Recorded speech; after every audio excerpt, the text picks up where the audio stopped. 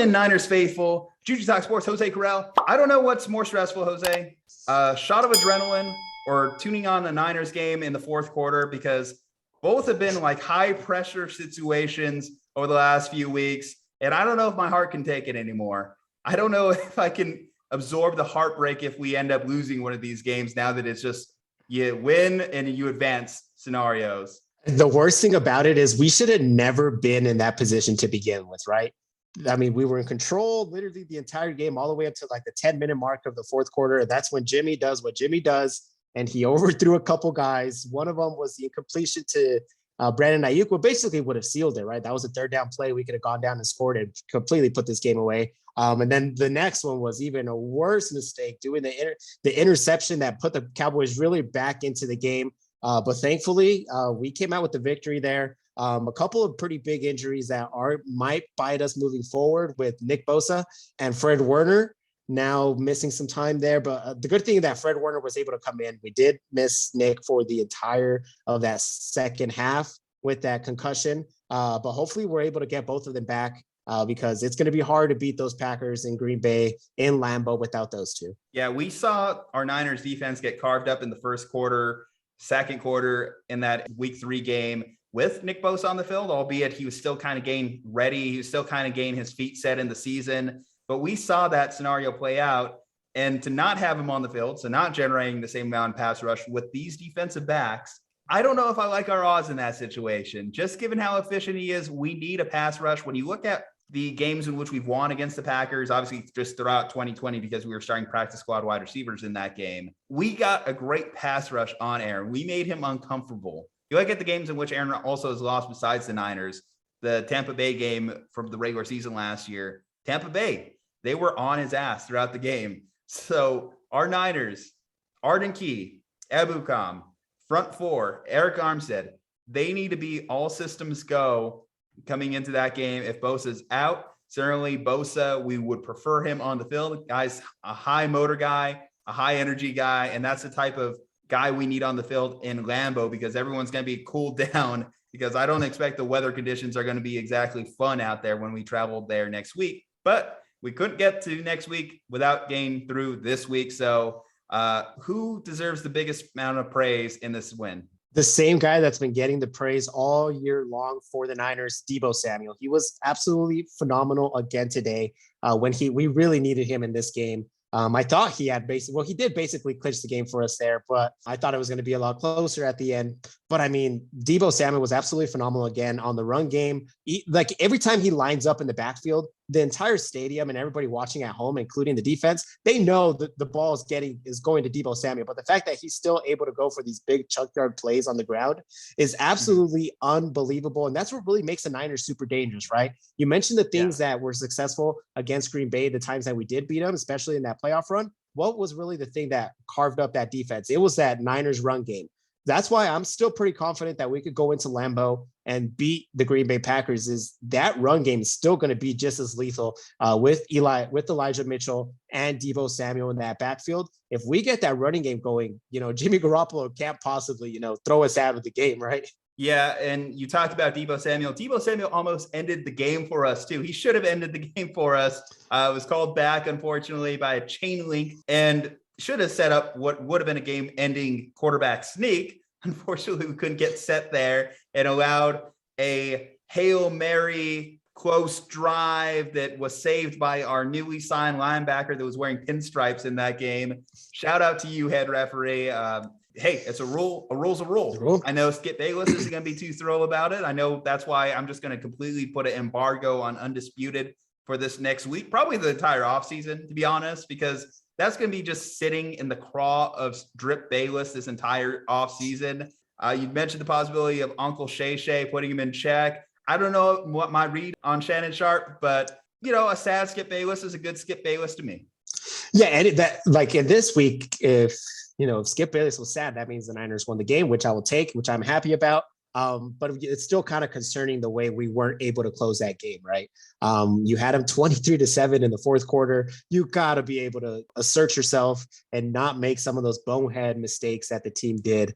And going back to that, the way the game ended, First of all, what are Dak and the Cowboys doing running a quarterback draw when you're still like 40 yards away from the end zone and you have 14 seconds left? That's on them. And then the whole not knowing that you got to give the ball to ref and they need to touch it first. That's what you're going to get with Mike McCarthy as your head coach. I'm sorry. The guy has no business making some of these decisions and putting your team in a position like that. I mean, that's what you're going to get. Niners fans get used to it. I mean, Cowboys fans get used to it. And thankfully, we don't have to get used to that. But hey, the Cowboys fans get used to Mike McCarthy just the way the Packers fans had to endure him for like the last 8 seasons.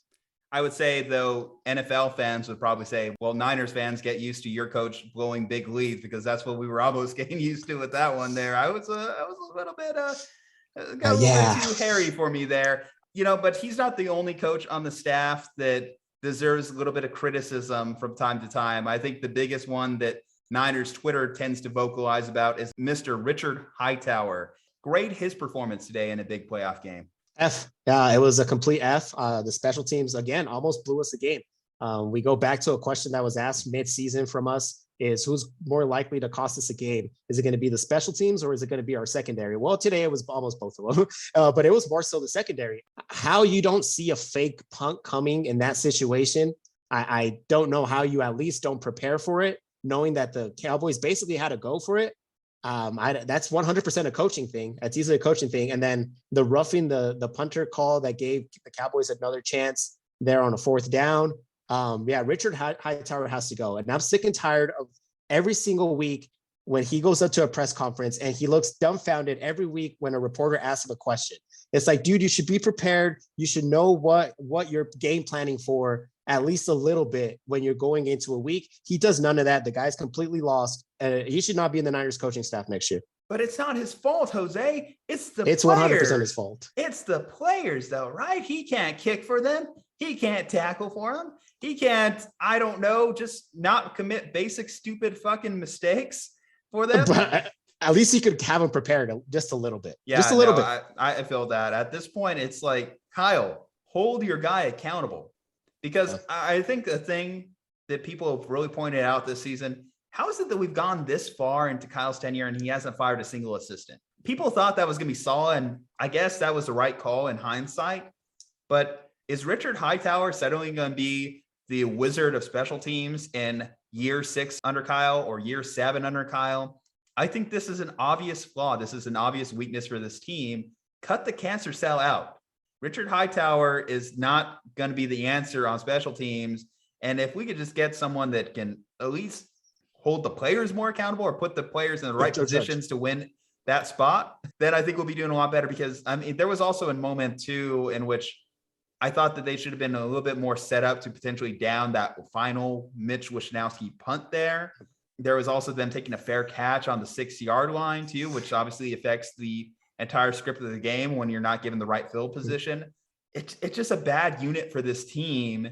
And thankfully it's like the third leg of the triangle that it doesn't hold the most weight, but Niners fans can definitely feel it because it seems like the microscope has been down that all season ever since. Who was it that ran the fake punt on us earlier this year and it was successful? Can't remember. Oh, I don't remember, but that was bad. That one was bad too. Seahawks. It was the Seahawks, that went for the touchdown. Right. And then the Lions also recovered that onside kick in week 1. There are just so many bad instances that it's just like, you can't obviously get rid of the entire special teams players unit. So the coach gets held accountable. The coach is on the chopping block here. And I'm sorry, you might be a good dude, Richard, but you'll find more success in your next endeavor, I hope. But hopefully it's not in the Bay Area. All right, so we covered who won us the game. We covered Bosa's injury. We covered Richard Hightower. One last thing. How about them Niners and how about that Niner faithful painting Jerry World red? I heard it. I heard you, Niner faithful, again, going into enemy territory and making that opposing stadium loud. Let's keep it going. I know it's hard to get tickets into Lambeau Field, but hey, man, shout out to all Niner faithful that made the trip out to Arlington, Texas, and, made their presence felt there to help our Niners get that W today. I feel like every big, important Niners Super Bowl run has to go through Lambeau, has to go through the Packers. It's happened before. They're going to do this, we got to go in and we got to revisit for a week that famed Aaron Rodgers statement that he will make the Niners regret not drafting him. Will he? Won't he? I guess we'll find out on the next episode of 49 Reasons to Listen. So go ahead and hit that subscribe button, people. Go ahead and leave a like on this video. It helps out the channel. Go ahead and comment below, not your MVP, actually your MVP. Anyway, Niners faithful, 49 Reasons to Listen, 2 right here. Juju Talk Sports, Jose Corral. Stay safe, happy, and healthy. We'll see you next time.